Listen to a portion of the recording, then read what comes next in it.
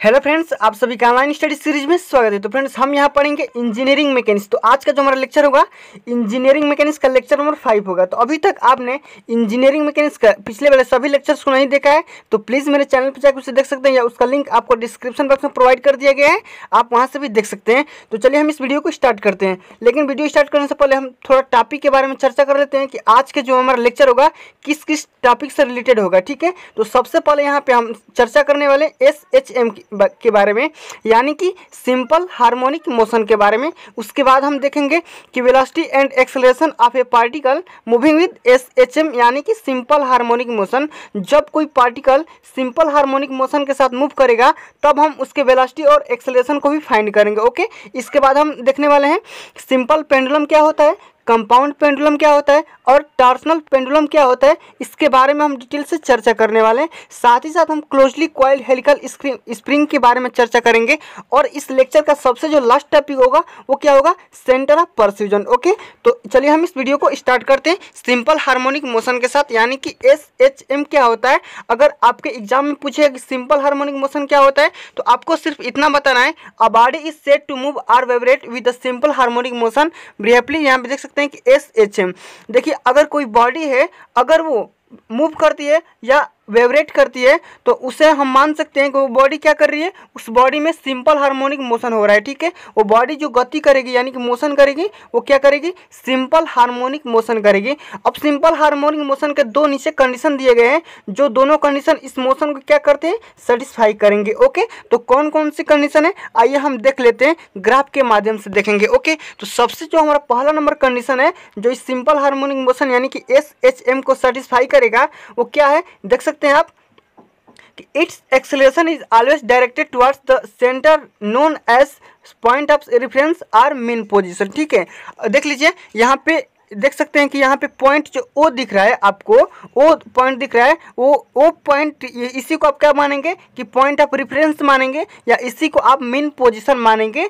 इसी पोजीशन पे यानी इसी मीन पोजीशन के तरफ हमारा इस बॉडी का एक्सेलरेशन क्या होता है, मतलब कि काम करता है, डायरेक्टेड होता है। ओके, तो हमारा पहला नंबर पॉइंट आपको समझ में आ गया, यानी कि पहला नंबर कंडीशन आप समझ गए कि अगर कोई बॉडी या कोई पार्टिकल मूव कर रहा है अगर, तो उसका जो एक्सेलरेशन होगा वो क्या होगा, किस तरफ टुवर्ड्स होगा, देख सकते हैं कि वो डायरेक्टेड होगा मीन पोजीशन की तरफ या पॉइंट ऑफ रेफरेंस की तरफ डायरेक्टेड होगा। ओके, तो चलिए अब दूसरा नंबर कंडीशन क्या है, देख सकते हैं दूसरा नंबर कंडीशन बोल रहा है कि it acceleration is proportional to the distance from that point. Okay, तो इसका जो प्रोपोर्शनल एक्सेलरेशन का जो प्रोपोर्शनल होगा उस पॉइंट का मतलब कि प्रोपोर्शनल होगा। अगर हम पॉइंट का मान अगर बढ़ाएंगे तो हमारा एक्सेलरेशन भी क्या करेगा, बढ़ेगा, इंक्रीज करेगा। ओके, तो चलिए हम इसमें कुछ टर्म्स दिए गए हैं, यहाँ पे देख सकते हैं कि the following terms are commonly used in simple harmonic motion और SHM। ठीक है, तो सिंपल हार्मोनिक मोशन में जो हमारे नीचे मैं 3-4 टर्म के बारे में बताऊंगा जो कि इसमें हमारा क्या होता है कि यूज होता है। ठीक है, इससे मान लीजिए अगर कोई बॉडी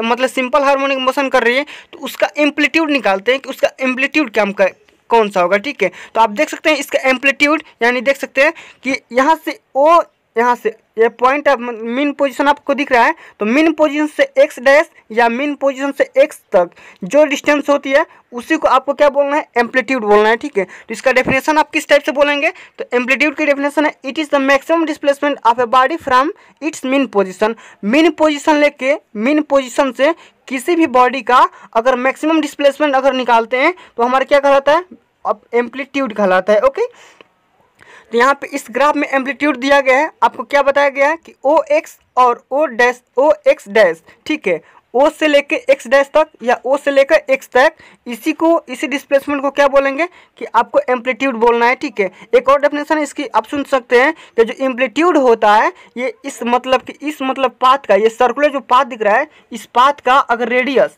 इस रेडियस के क्या होता है, इक्वल होता है। ठीक है, अगर मान लीजिए ये पॉइंट O है और ये पॉइंट X है तो OX को क्या बोलेंगे, एम्पलीट्यूड बोलेंगे, और इसी को आप क्या बोलेंगे, इस पाथ का रेडियस बोलेंगे, यानी सर्कुलर पाथ का क्या होगा, ये रेडियस होगा। ठीक है, तो आशा करता हूँ आपको एम्पलीट्यूड समझ में आ गया। अब हम जानेंगे पीरियोडिक टाइम के बारे में कि अगर कोई बॉडी सिंपल हार्मोनिक मोशन कर रही है तो उसका पीरियडिक टाइम तो होगा, कुछ ना कुछ तो होता है। तो पीरियडिक टाइम कितना होता है आप यहाँ से भी निकाल सकते हैं। ठीक है, तो पीरियडिक टाइम का डेफिनेशन क्या है कि it is the time taking for one complete revolution of A particle. एक पार्टिकल को, किसी भी पार्टिकल को एक कंप्लीट रेवोल्यूशन पाने के लिए, करने के लिए, पूरा करने के लिए वो कितना टाइम लेता है, उसे क्या बोलते हैं, पीरियोडिक टाइम बोलते हैं। ठीक है, अब पीरियोडिक टाइम कितना होता है आप देख सकते हैं इस ग्राफ के माध्यम से। मान लीजिए मैं यहाँ पे पीरियोडिक टाइम टीपी ले रहा हूँ। ठीक है, तो टीपी इज इक्वल टू 2π/ω होता है और पीरियोडिक टाइम की यूनिट क्या होती है, सेकंड होती है। ठीक है, पीरियोडिक टाइम की यूनिट क्या होती है, सेकंड होती है। और यहाँ से टीपी इज इक्वल टू 2π/ω कहाँ से आया, तो देख सकते हैं कि टाइम, यानी कि यहाँ पे देख सकते हैं कि टाइम इज इक्वल टू कितना होता है, यहाँ से अगर मान लीजिए कि देख सकते हैं, यहाँ से देख लीजिए, एक मिनट, इस ग्राफ के माध्यम से हम लोग टीपी का वैल्यू निकालेंगे। तो अगर कोई बॉडी देख लीजिए, इसका जो मतलब परिधि होगा तो क्या होता है, समय बराबर दूरी अपन चाल होता है, यहाँ से निकाल सकते हैं। तो समय यहाँ मान लीजिए कि यहाँ पे टीपी दे रहा है और यहाँ पे देख लीजिए अगर कोई बॉडी एक रेवोल्यूशन यहाँ पे कंप्लीट करेगा तो वो क्या करेगा, 360 डिग्री का मतलब कोण बनाएगा। ठीक है, तो ये वाली ये सर्कमफ्रेंस का अगर आप निकालेंगे तो ये क्या हो जाएगा, 2π हो जाएगा ना। तो 2π अपान, यानी कि ये हो जाएगा दूरी, अपान में हो जाएगा चाल। तो यहाँ पे चाल कौन सा काम करेगा, यानी कि वेलोसिटी हमारा किस मतलब कि किस वेलोसिटी से हमारा कोई पार्टिकल मूव करेगा, तो ओमेगा से, यानी कि वो होगा एंगुलर वेलोसिटी के साथ वो क्या करेगा, मूव करेगा।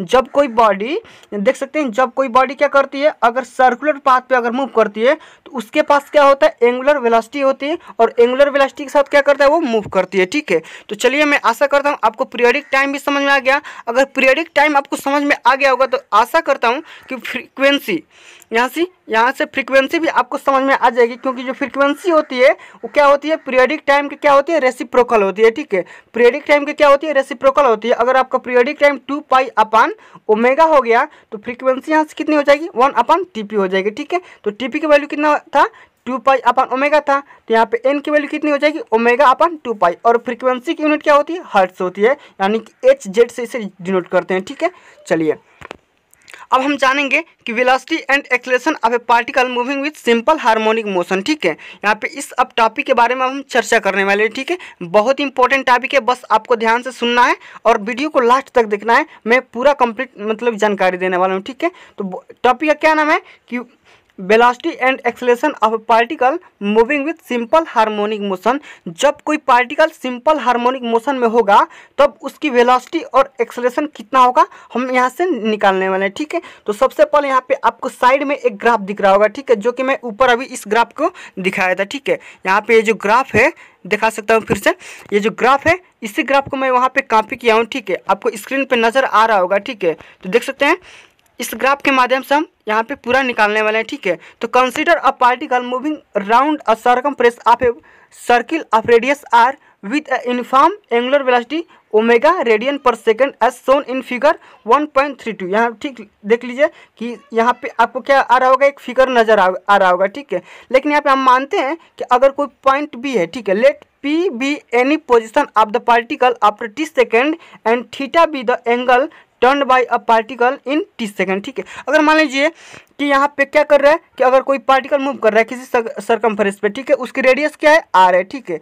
उसकी रेडियस मान लेते हैं हम आर है। जब आर जो मतलब कि अगर रेडियस हो जाएगी तो उसकी वेलोसिटी भी कुछ गेन करेगी जब वो मतलब कि चलेगा। तो मान लीजिए अगर कुछ डिस्टेंस पे चलेगा तो उसकी वेलोसिटी मान लेते हैं कि एंगुलर वेलोसिटी के साथ वो तो मतलब चलेगा, तो उसकी वेलोसिटी हम मान लेते हैं कि एंगुलर वेलोसिटी उसकी हो जाएगी ओमेगा रेडियन पर सेकंड हो जाएगी। तो यहाँ से आप थीटा की वैल्यू निकाल सकते हैं, theta is equal to omega into T. आप ये वाली चीज़ को बहुत दिन से पढ़ते भी आ रहे होंगे। ठीक है, तो यहाँ पे देख सकते हैं एक्स इज इक्वल टू, ठीक है, यहाँ पे x is equal to R cos theta होगा। यहाँ से अगर हम ग्राफ में देखते हैं तो कास थीटा निकालते हैं तो कास थीटा इक्वल टू कितना होता है, यानी कि लंब यानी कि आधार, ये हो जाए तो बेस अपान परपेंडिकुलर। ठीक है, तो यहाँ पे आप बेस देख सकते हैं कि बेस कितना है, तो आपको नज़र आ रहा होगा कि बेस यहाँ पे ON है। ठीक है, इस ग्राफ में यहाँ पे सर्कुलर जो पाथ दिखाया गया है उस ग्राफ में बेस कितना है, ON। ठीक है, तो ON यानी कि ON को हम माने हैं कितना, x माने हैं। ठीक है, देख सकते हैं यहाँ पे ग्राफ में कितना माने हैं हम, OX मतलब कि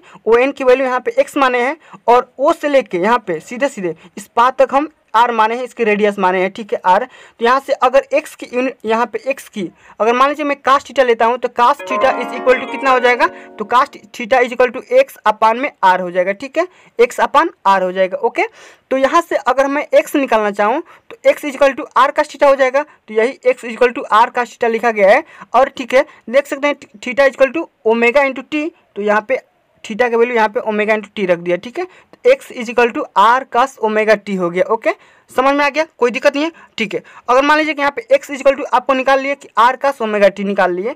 अब हम निकालेंगे, देख सकते हैं फ्रेंड्स कि n पॉइंट पे उसकी वेलोसिटी क्या होगी। अगर मान लीजिए कोई n यहाँ पे पार्टिकल ले रहा हूँ, ठीक है, देख सकते हैं ग्राफ में भी दिखाया गया है कि ओ एन यहाँ पे देख सकते हैं कि ओ एन जो p का प्रोजेक्शन है, ठीक है, इस p का क्या है प्रोजेक्शन, यहाँ पे यही पॉइंट क्या है n है, ठीक है। तो इसी पॉइंट पे अगर हम बी एन अगर यहाँ पे बी एन अगर निकालना चाहूँ, तो यहाँ पे बी एन अगर निकालना चाहूँ तो देख सकते हैं V N equal to V sine theta, इसका कंपोनेंट लेंगे तो वी साइन थीटा हो गया, यही वी साइन थीटा आ गया, ठीक है। तो V sine theta equal to देख सकते हैं कि यहाँ से v equal to R into omega होता है, यहाँ पे आर इंटू ओमेगा हो गया, तो v के जगह पे आर इंटू ओमेगा यानी कि ओमेगा इंटू आर भी लिख सकते हैं, कोई दिक्कत नहीं है। तो यहाँ से देख सकते हैं कि जैसे ही मैं वहाँ पे कास्ट थीटा का वैल्यू निकाला, ऐसे ही यहाँ पे मैं साइन थीटा का वैल्यू निकालूंगा, ठीक है। तो साइन थीटा इक्वल टू कितना होता है कि लंब, यानी कि लंब बटा में कर्ण होता है, यानी कि देख सकते हैं कि लंब हमारा कितना है, तो यहाँ से देख सकते हैं कि लंब हमारा हो जाएगा कितना NP यानी कि PN हो जाएगा, ठीक है। तो PN अपान में कितना हो जाएगा, तो PN अपान में R हो जाएगा साइन थीटा इक्वल टू, ठीक है। तो PN अपान R हो जाएगा, तो यहाँ से अगर R साइन थीटा की वैल्यू निकालेंगे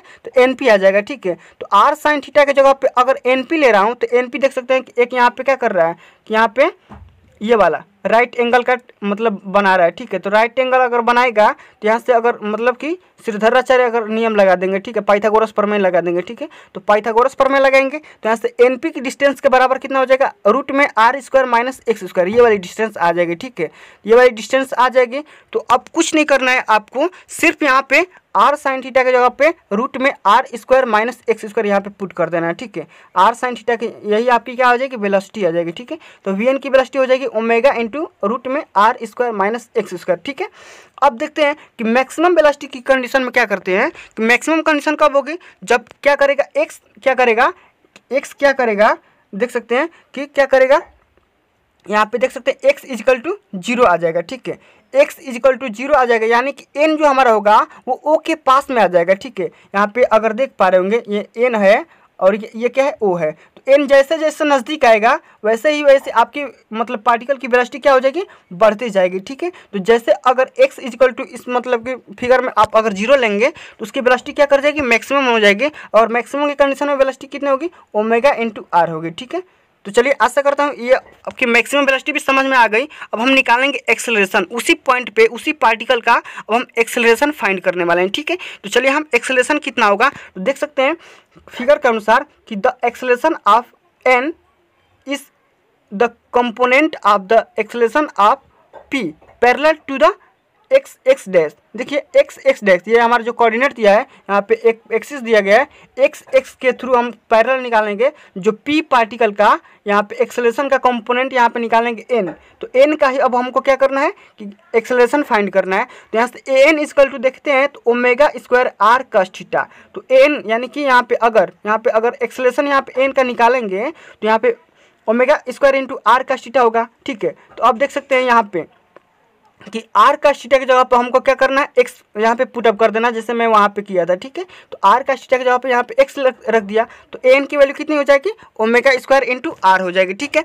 अब हम मैक्सिमम एक्सेलरेशन जब फाइंड करने हैं तो क्या करेंगे, एक्स इक्वल टू आर रख देंगे, ठीक है। जहाँ जहाँ एक्स है वहाँ वहाँ आर रख देंगे, तो यहाँ से हमारा पूरा कट के कितना आ जाएगा, A max equal to omega square into R आ जाएगा, ठीक है। आशा करता हूँ आपको एक्सेलरेशन भी समझ में आ गया होगा। चलिए अब हम बात करते हैं सिंपल पेंडुलम के बारे में कि सिंपल पेंडुलम बहुत इंपॉर्टेंट टॉपिक है।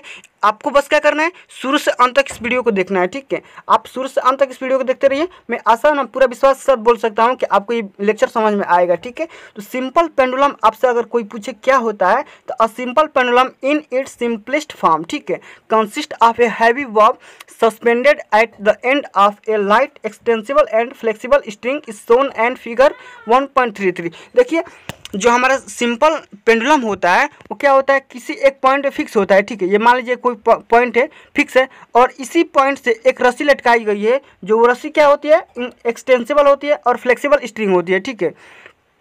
और यहाँ पे जो सी पॉइंट आपको दिख रहा है, इसी स्मॉल एम मास का एक मतलब कि बॉब यानी कि कोई पिंड या कोई भी पार्टिकल यहाँ पे देख सकते हैं लटकाया गया है, ठीक है, हैंगिंग किया गया है, ठीक है। अब देख सकते हैं अगर इस बॉडी पे the other end of the string is fixed O point पे, देख सकते हैं जैसे मैंने बताया कि अगर कोई बॉडी यहाँ पे ओ पॉइंट पे फिक्स कर दी जाती है, when the bob is at point A, देखिए अगर ये बॉब क्या करेगा, ये मान लीजिए ये कोई पिंड है, इसे बॉब या कुछ बॉडी बोल लीजिए, कोई बात नहीं है, ठीक है। अगर ये पॉइंट ए पर रहेगा तो क्या होगा, वो इक्विलिब्रियम के कंडीशन में होगा या वो मेन पोजीशन के कंडीशन में होगा, ठीक है। अगर ये बॉब ए पॉइंट पे होगा तो क्या करेगा, वो इक्विलिब्रियम में होगा या मेन पोजीशन पे होगा, ठीक है। It may be noted that the when the angle theta through which is the string is displayed, अगर ये क्या करेगा कि अगर थीटा एंगल पे डिस्प्लेस होगा तब क्या होगा। लेकिन अगर मैं मानता हूँ कि जो एंगल मैंने डिस्प्लेस कर रहा हूँ, ये वाला एंगल जो मैं डिस्प्लेस कर रहा हूँ थीटा एंगल को, अगर वो 4 डिग्री से कम होगा, ठीक है, अगर वो 4 डिग्री से कम होगा तब क्या करेगा, बॉडी क्या कर जाएगी, ऑक्सीलेट कर जाएगी, ठीक है। ऑक्सीलेट कर जाएगी तो ऑक्सीलेट कर जाएगी तो क्या करेगी, बी से सी और सी से बी पे क्या कर जाएगी, ऑक्सीलेशन करने लगेगी, ठीक है। ऑक्सीलेशन जब करने लगेगी तो वो बॉडी का जो मोशन होगा वो क्या होगा, सिंपल हार्मोनिक मोशन, यानी कि SHM, यानी कि इस मोशन में वो बॉडी आ जाएगी, ठीक है। अब अगर वो बॉडी सिंपल हार्मोनिक मोशन में जब आ जाएगी तो अब हम उसका वेलोसिटी रेशियो, मतलब कि देख सकते हैं उसके हम क्या करेंगे, पीरियोडिक टाइम निकालेंगे, ठीक है। तो सिंपल पेंडुलम का जो पीरियोडिक टाइम होता है वो कितना होता है, TP = 2π√L/G, ठीक है। ये सिंपल पेंडुलम की जो पीरियोडिक टाइम होती है 2π√L/G, 2π × L/G होता है, ठीक है। अगर हम यहाँ से इसकी फ्रीक्वेंसी फाइंड करना चाहेंगे इस ऑक्सीलेशन की, तो यहाँ से फ्रीक्वेंसी N = कितना होता है, 1/TP होता है। तो 1/TP यानी कि 1/2π/G/L। कैपिटल L क्या है, इसकी लेंथ है, ठीक है। यहाँ पे देख सकते हैं कैपिटल L क्या है, इसकी लेंथ है, ठीक है। और G क्या है, ग्रेविटी है। अब और कुछ तो आपको यहाँ पे टर्म दिया गया नहीं, जो कि मतलब कि आपको समझ में नहीं आ रहा होगा, ठीक है। तो चलिए इस हमको टॉपिक से इतनी जानकारी मिलती है, ठीक है। अब हम जानेंगे यहाँ से नोट्स के बारे में कि इसके 2 नोट्स दिए गए हैं, वो नोट्स कौन कौन से आप यहाँ से देख पा रहे होंगे कि नोट्स पहला जो है कि the motion of the bob from the extremity to the other, ठीक है। बी से अगर सी तक जाएगा या सी से अगर बी तक जाएगा इस नोन एज बीट और स्विंग। देख सकते हैं, मैं फिगर को एक बार और दिखाता हूं, देख सकते हैं जैसा कि फिगर ए में देख सकते हैं, ये जो आपको फिगर दिख रहा है, अगर बी से सी में जाएगा या सी से बी तक जाएगा तो उसको क्या बोलेंगे, अगर वो क्या कर जाएगा, बॉब क्या कर जाएगा, स्विंग कर जाएगा, ठीक है, स्विंग करेगा। देख सकते हैं जैसा कि ये हमारा डायग्राम है। तो अगर ये बॉब क्या करेगा, बी सी तक जाएगा या सी से बी तक जाएगा, ठीक है। तो उसे क्या बोलेंगे, आपको क्या बोलना है कि वो बॉडी क्या कर जाएगी, स्विंग कर जाएगी, ठीक है। उसे आप स्विंग करना बोलेंगे, ठीक है। लेकिन अगर, ठीक है, देख सकते हैं अगर एक बीट में देख सकते हैं ये दिख रहा है कि 1 बीट = हाफ ऑक्सीलेशन, ठीक है। एक बीट में हाफ ऑक्सीलेशन होता है और इसका जो पीरियोडिक टाइम होता है आप देख सकते हैं, उसका पीरियोडिक टाइम निकालना चाहेंगे एक बीट का, तो एक बीट का अगर 2 बीट का कितना होता था, अगर बी से सी तक जाता था और सी से बी तक आता था तो यही क्या होता था, पीरियोडिक टाइम होता था, ठीक है। अभी मैं सेकंड पेंडुलम का भी बताने वाला हूँ, ठीक है। यहाँ से अगर इसका जो पीरियोडिक टाइम मैं निकालना चाहूँ तो अगर पूरा बी से, ये देखिए ये सी था ये बी था, ठीक है। अगर ये बॉब था तो बॉब बी से सी और सी से बी तक आता था तो उसका पीरियोडिक टाइम कितना होता था, 2π/L/G होता था। लेकिन अगर सी से बी तक जाएगा या बी से सी तक जाएगा तो यहाँ से कितना हो जाएगा, हाफ हो जाएगा, हाफ ऑक्सीलेशन का। तो ऑक्सीलेशन का 2π/L/G होता था, तो ऑक्सीलेशन का कितना हो जाएगा, हाफ ऑक्सीलेशन का, तो पाई × L/G हो जाएगा, ठीक है, इतना हो जाएगा, ठीक है। चलते हैं अब देखते हैं अगला पॉइंट दे रहा है, यानी कि अगला नोट्स क्या बोल रहा है कि a pendulum which execute 1 beat per second, यानी कि एक बीट में 1 सेकेंड अगर जाएगा, 1 सेकेंड में अगर 1 बीट वो मूव करेगा, ठीक है। देख सकते हैं यहाँ से ये सी है ये बी है, तो अगर ये बी से सी तक 1 सेकेंड में अगर जाएगा तो उसे क्या बोलेंगे, सेकेंड पेंडुलम बोलेंगे, ठीक है। या बी से सी तक जाए या सी से बी तक जाए तो उसे क्या बोलेंगे, सेकेंड पेंडुलम, ठीक है। तो आशा करता हूँ ये दोनों टॉपिक आपको समझ में आ गया होगा। चलिए अब हम जानेंगे क्लोजली कॉइल्ड हेलिकल स्प्रिंग के बारे में कि क्लोजली कॉइल्ड हेलिकल स्प्रिंग क्या होता है, ठीक है। तो आइए इसको बहुत ही अच्छे ढंग से समझने की कोशिश करते हैं, ठीक है। तो consider a closely coiled helical spring whose one end is fixed and the other is carries a load W = mg, ठीक है, जैसा कि फिगर में दर्शाया गया है, ठीक है। क्लोजली कॉइल्ड हेलिकल स्प्रिंग में क्या करते हैं, एक ये वाली टर्म को क्या करते हैं, हम क्या करते हैं, फिक्स कर देते हैं, ठीक है। इसको हम एक तरफ से फिक्स कर देंगे और दूसरे तरफ से एक बॉडी लटका देंगे, जो उस बॉडी का लोड कितना होगा, W = mg होगा, ठीक है, जैसा कि आपको फिगर में दर्शाया गया है, ठीक है। Let A be the equilibrium position of the spring after the load is attached. ठीक है, जब हम लोड को अटैच कर देंगे तो बॉडी क्या आ जाएगी, इक्विलिब्रियम में आ जाएगी। जैसे कि फिगर में आपको दर्शाया गया है, दिख रहा होगा। तो if the spring is attached, ठीक है, up to B and then released. ठीक है, जब जैसे ही अगर बॉडी क्या कर जाएगी, अटैच कर जाएगी तो बी पे आ जाएगी। यहाँ पे बी आपको दिख रहा होगा। ठीक है, यहाँ पे अगर आएगी तो बॉडी क्या हो जाएगी, रिलीज्ड हो जाएगी। The load will move up and down with simple harmonic motion. जैसे ही बॉडी पे अगर लोड लटकाएंगे तो क्या कर जाएगी, रिलीज्ड कर जाएगी। और बी पे क्या कर जाएगी, वो क्या कर जाएगी, सिंपल हार्मोनिक मोशन करने लगेगी। ठीक है, तो अगर जो क्लोजली कॉइल्ड हेलिकल स्प्रिंग होता है तो इसकी हम अगर पीरियडिक टाइम निकालना चाहें तो इसका जो पीरियडिक टाइम होगा कितना होगा, तो 2 पाई इंटू अंडर में m/s हो जाएगा, जहाँ m क्या है, इस बॉडी का मास है। ठीक है, चलिए अब यहाँ से अगर देख सकते हैं कि यहाँ इसको अगर मैं कन्वर्ट करना चाहूँ तो 2 पाई अंडर में डेल अपान स्मॉल जी। ठीक है, आशा करता हूँ डेल इक्वल टू कितना हो जाएगा, mg/s हो जाएगा। ठीक है, चलिए ये आपको टॉपिक समझ में आ गया। अब हम इसकी फ्रीक्वेंसी निकाल लेते हैं। तो इसकी फ्रीक्वेंसी कितनी हो जाएगी, तो फ्रीक्वेंसी हमारी क्या होती है, पीरियडिक टाइम की रेसिप्रोकल होती है। तो यहाँ से अगर फ्रीक्वेंसी निकालना चाहें तो n इक्वल टू 1/tp हो जाएगा। तो यहाँ से tp का वैल्यू कितना था, 2 पाई अंडर में m/s था। ठीक है, तो यहाँ से कितनी हो जाएगी, 1/2 पाई अंडर में s/m हो जाएगा। ठीक है, अगर मैं फिर इसको इस वाले टर्म में लिखना चाहूँ तो 1/2 पाई इंटू अंडर में g/डेल। ठीक है, डेल या डेल्टा, ठीक है, कुछ भी बोल सकते हैं। जहाँ एस क्या है, स्टिफनेस है, जो कि स्प्रिंग की स्टिफनेस है। ठीक है, और डेल्टा क्या है, डिफ्लेक्शन ऑफ द स्प्रिंग है। ठीक है, अगर बॉडी कोई डिफ्लेक्शन कितना करेगा, देखिए यहाँ से क्या कर रहा है, डिफ्लेक्शन कर रहा है। ठीक है, इस बॉडी का। तो चलिए अब देख सकते हैं फ्रेंड्स, एक और यहाँ पे टर्म दिया गया है जो कि जानना बहुत ही जरूरी है। ठीक है, देख सकते हैं क्या बोल रहा है, if the mass of the spring m1 is also taken into consideration taking frequency of oscillation. अगर हम मास m1 को क्या कर रहे हैं, कंसीडर कर रहे हैं। ठीक है, जैसे कि यहाँ पे m1 मास अगर मैं यहाँ पे फिर लटका दे रहा हूँ। ठीक है, यहाँ पे अगर मैं मास m1 लटका दे रहा हूँ यहाँ पे इस कहीं पोजीशन पे, तो अगर उसको मैं कंसीडर करूँ तब उसकी क्या हो जाएगी, फ्रीक्वेंसी कितनी हो जाएगी, तब उसकी फ्रीक्वेंसी आप देख सकते हैं n equal to 1/2 pi under में s/m प्लस m1/3। ठीक है, इतने ये कंपटीशन के पॉइंट ऑफ व्यू से बहुत ही इंपॉर्टेंट है, आपको इसे याद कर लेना है हर हाल में। ठीक है, और वीडियो पसंद है तो प्लीज़ वीडियो को लाइक कमेंट और शेयर करते रहिए, और अच्छा लगे तो शुरू से अंत तक जरूर देखते रहिए। अब हम जानेंगे कंपाउंड पेंडुलम के बारे में कि कंपाउंड पेंडुलम क्या होता है। ठीक है, तो सबसे पहले हम जान लेते हैं कंपाउंड पेंडुलम के डेफिनेशन कुछ की इसका क्या होता है। ठीक है, तो when a rigid body is suspended vertically and it's oscillates with the small amplitude under the action of a force of gravity, the body is known as compound pendulum. ठीक है, देखिए अगर कोई बॉडी क्या कर रही है, अगर वो कंपाउंड पेंडुलम कब कही जाएगी, जब क्या करेगा, उस पर ग्रेविटी काम करेगा। ठीक है, और उसका जो एम्पलीट्यूड होगा स्मॉल होगा। ठीक है, उसकी जो एम्पलीट्यूड होगी स्मॉल एम्पलीट्यूड होगी। ठीक है, इस एम्पलीट्यूड क्या होता था उसमें, हम जैसे मैं फिगर में दर्शाया था, ये जो पॉइंट ओ है ये पॉइंट एक्स डैश है। ठीक है, तो ओ इंटू एक्स डैश के बीच की जो डिस्टेंस होती थी उसे क्या बोला जाता था, एम्पलीट्यूड। अगर मैं ग्राफ पे, इस वाले ग्राफ पे अगर मैं दिखाना चाहूँ तो ये वाला तो ये वाला जो मैक्सिमम डिस्प्लेसमेंट होता था यही आपका क्या बोला जाता था, एम्पलीट्यूड बोला जाता था। ठीक है, तो चलिए अगर कंपाउंड पेंडुलम का अगर आप पीरियडिक टाइम निकालना चाहेंगे तो इसकी पीरियडिक टाइम कितनी हो जाएगी, पीरियडिक टाइम देख सकते हैं कि T P equal to 2 pi under में kg² प्लस h²/gh।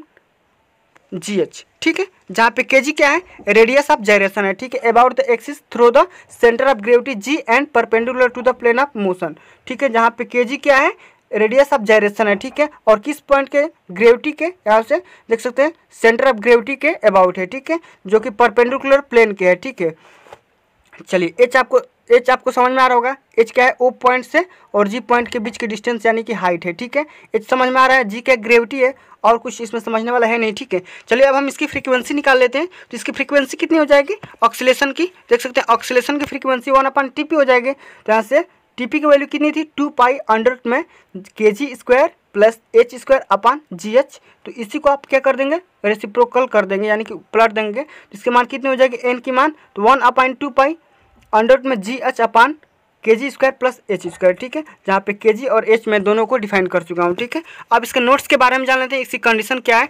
तो देख सकते हैं, अगर the equivalent length of simple pendulum L which gives the sum frequency as the that the compound pendulum is given by, अगर इसकी मैं लेंथ निकालना चाहूँ तो लेंथ यहाँ से निकाल सकते हैं। लेंथ इज इक्वल टू हो जाएगा kg² plus h² upon h, ठीक है।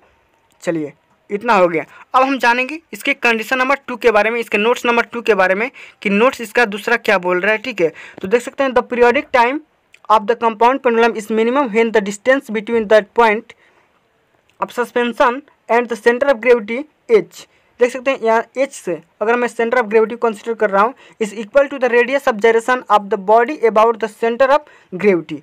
देखिए, अगर मैं यहाँ पे TP देख सकते हैं, minimum periodic time of compound pendulum का अगर मैं लेना चाहूँ तो TP is equal to 2 kg/g हो जाएगा, ठीक है। जहाँ पे TP मैं मिनिमम ले रहा हूँ, ठीक है। अगर मिनिमम की कंडीशन में मैं टाइम पीरियड निकालना चाहूँ या पीरियोडिक टाइम निकालना चाहूँ तो 2 पाई इंटू अंडर में 2 kg/g हो जाएगा, ठीक है।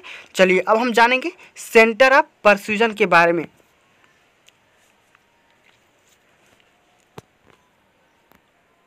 तो चलिए, हमारा सेंटर ऑफ परफ्यूजन क्या होता है उसको समझ लेते हैं, फिर हम समझेंगे टॉर्सनल पेंडुलम के बारे में, ठीक है। तो चलिए, हमारा सेंटर ऑफ परफ्यूजन क्या बोलता है। Sometimes the centre of oscillation is termed as centre of percussion. जब क्या बोलता है, ऑक्सीलेशन क्या कर जाएगा, टर्न।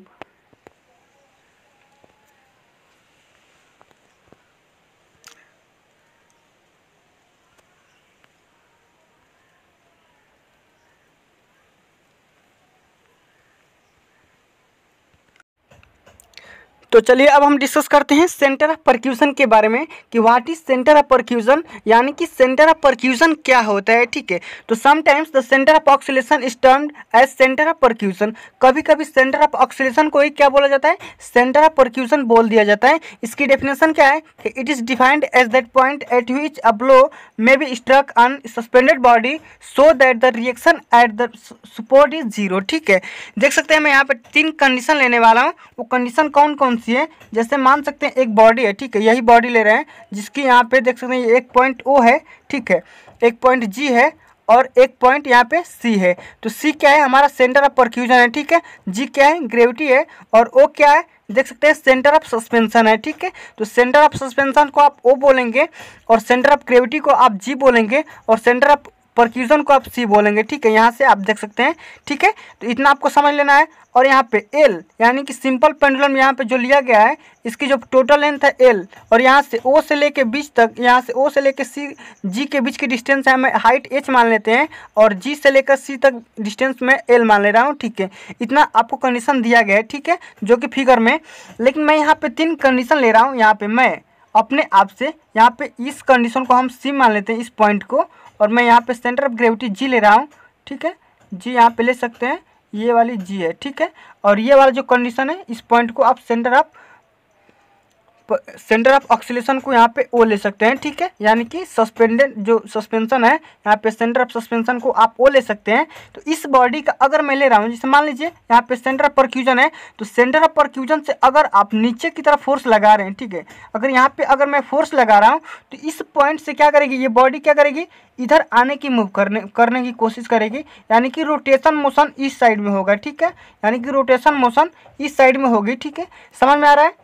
अगर मैं यहाँ पे सेंटर ऑफ परक्यूजन के नीचे में अगर फोर्स लगा रहा हूँ किसी भी बॉडी पे, तो क्या करेगी बॉडी यहाँ पे O से क्या करेगी, रोटेशन मोशन करना स्टार्ट कर देगी, ठीक है। ये वाली कंडीशन समझ में आ गई। लेकिन अगर मैं इसी कंडीशन में अगर ये O हो गया, अगर ये G हो गया, अगर ये सेंटर ऑफ परक्यूजन यहाँ C हो गया, मैं सेंटर ऑफ परक्यूजन के ऊपर फोर्स लगा रहा हूँ और सेंटर ऑफ ग्रेविटी के नीचे फोर्स लगा रहा हूँ, ठीक है। अगर मैं फोर्स यहाँ पे अप्लाई कर रहा हूँ तो ये क्या करेगी, बॉडी अब क्या करेगी, मोशन क्या करेगी, ये बॉडी क्या करेगी, इस साइड में आने की कोशिश करेगी, यानी कि ट्रांसलेटरी मोशन करने की कोशिश करेगी, ठीक है।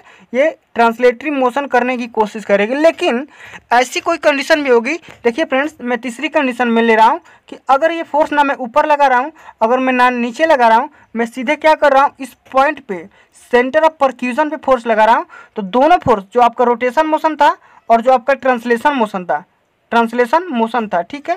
तो दोनों फोर्स क्या करेंगे, कैंसिल आउट हो जाएंगे और यहाँ पे ये बॉडी के फिक्स हो जाएगा। ये बॉडी जो आपका सेंटर ऑफ सस्पेंशन है, ये बॉडी कहीं नहीं मूव करेगा, ये वाली बॉडी यहीं फिक्स रहेगी और ये आपका मूव करना है तो करेगा और नहीं तो नहीं करेगा, ठीक है। लेकिन इस बॉडी पे, इस पॉइंट पे कोई इफेक्ट नहीं पड़ेगा। तो इसी पॉइंट पे जहाँ पे आप फोर्स F अप्लाई किए हैं, इसी फोर्स को क्या बोलेंगे आप, सेंटर ऑफ परक्यूशन बोलेंगे, ठीक है।